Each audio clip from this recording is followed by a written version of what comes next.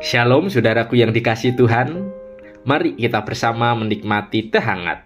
Teduhkan hati, hadirkan semangat. Pada saat ini kita akan membaca firman Tuhan yang diambil di dalam Injil Yohanes pasal yang ke-9 ayat yang ke-35 sampai ayat yang ke-41. Namun kita akan membacanya hanya pada ayat yang ke-39 saja. Demikianlah firman Tuhan. Kata Yesus, "Aku datang ke dalam dunia untuk menghakimi, supaya barang siapa yang tidak melihat dapat melihat, dan supaya barang siapa yang dapat melihat menjadi buta."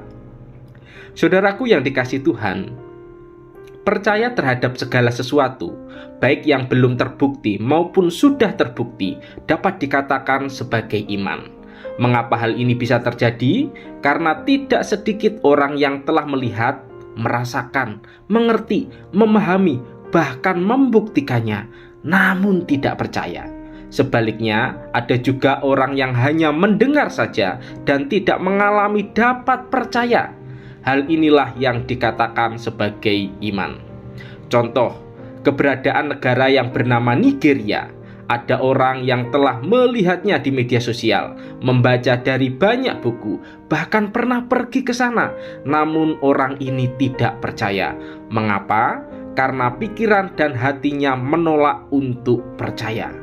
Sebaliknya, ada orang yang hanya mendengar dari media sosial saja bahwa negara Nigeria itu ada, maka ia langsung percaya, walaupun belum pernah ke sana. Mengapa? Karena hati dan pikirannya menerima untuk percaya. Demikian ketika membaca dalam Injil Yohanes pasal yang ke-9 ayat yang ke-35 sampai ayat yang ke-41. Ketika seorang buta yang telah dapat melihat kemudian berusaha untuk dihakimi oleh orang Yahudi dan kelompok Farisi mengenai masalah ia dapat melihat kembali, maka diusirlah dia dari kumpulan orang Yahudi. Lalu Yesus menemui orang buta yang dapat melihat itu dan berkata, "Percayakah engkau kepada Anak Manusia?" Orang tersebut tidak memahami apa kata Yesus tersebut. Menurut tradisi, kata Anak Manusia pada konteks saat itu adalah Mesias atau Kristus. Maka dari itu dia berkata, "Siapakah dia, Tuhan, supaya aku percaya kepadanya?" Lalu Yesus berkata, "Engkau bukan saja melihat dia, tetapi dia yang sedang berkata-kata dengan engkau. Dialah itu." Dalam artian, Yesus mendeklarasikan bahwa dia adalah Mesias atau Kristus yang dijanjikan oleh para nabi dan akan menjadi raja secara rohani bagi orang percaya. Maka orang tersebut mengatakan dengan iman bahwa ia percaya bahwa Yesus adalah Mesias. Secara rohani dulu buta, sekarang secara rohani dapat melihat dan merasakan kasih Allah yang sesungguhnya. Sebaliknya, perkataan Yesus dan orang buta yang baru saja melihat didengar oleh orang Farisi. Mereka memahami percakapan Yesus, mengetahui isi kitab para nabi tentang Mesias, dan Yesus menyatakan bahwa dia adalah Mesias secara nyata di hadapan mereka. Namun orang Farisi tidak percaya. Mereka mengerti, memahami, melihat secara nyata. Sekali lagi tetap mereka tidak percaya.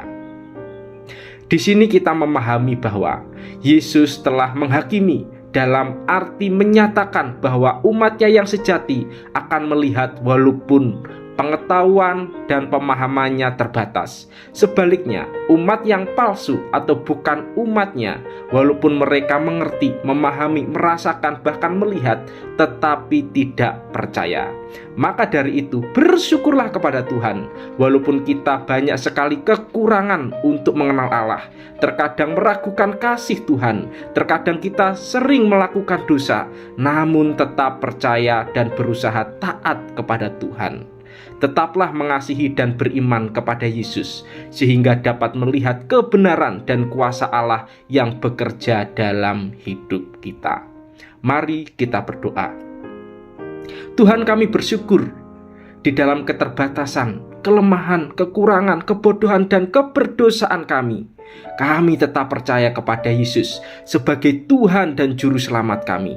Kuatkan iman dan ketaatan kami kepadamu, sehingga pergumulan dan permasalahan hidup tidak membuat kami berpaling kepadamu, melainkan sebaliknya iman kami semakin kuat dan kokoh, sehingga kerohanian kami semakin bertumbuh ke arah Kristus sebagai yang utama dalam hidup kami. Di dalam nama Tuhan Yesus kami sudah berdoa. Amin.